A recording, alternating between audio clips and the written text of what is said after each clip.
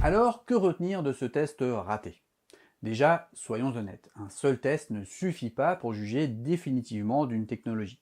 De la même façon qu'on ne peut pas dire que c'est génial en survolant le sujet, on ne peut pas non plus condamner avec un seul échec, même si je vous avoue que ça m'a bien fait rire quand je l'ai vu se démener pour essayer de trouver ce fichu PDF qui était là juste sous son nez. Et puis j'ai peut-être vraiment eu pas de chance, j'avais juste un besoin concret, c'est ça le but, non? Parce que tester un agent pour générer un PPT imaginaire ou un voyage à Tokyo ou LA, je vois pas trop l'intérêt en fait. Exact. Mais cet échec révèle quand même des points intéressants à analyser. Absolument. Ce test met en lumière plusieurs problématiques concrètes. Tout d'abord, la gestion des ressources locales. A priori, l'agent n'arrive pas à identifier les fichiers présents dans son propre projet. C'est comme avoir un assistant qui ne voit pas les documents sur son bureau.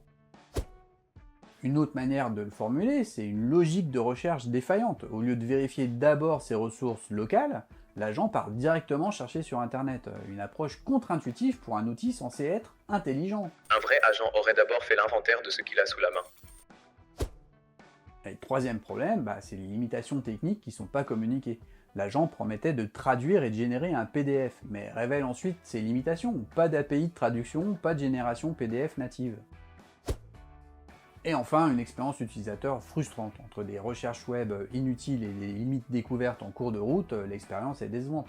Alors maintenant, je vais bien entendu pas conclure que ça marche pas du tout, ou que les agents IA sont inutiles. D'autres cas d'usage fonctionnent, vous en avez des démos dans plein d'autres vidéos.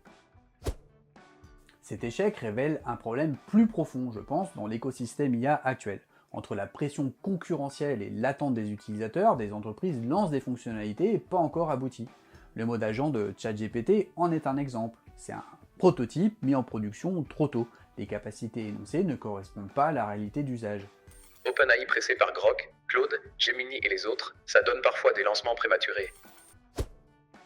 Et quelque part, c'est exactement la raison d'être de mon studio IA, pour tester ces outils dans des conditions réelles, avec des tâches concrètes que vous pourriez avoir.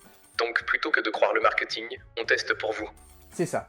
Notre rôle avec René, c'est de vous faire gagner du temps en identifiant ce qui marche vraiment versus ce qui n'est que du buzz. Et justement, parlons de la suite.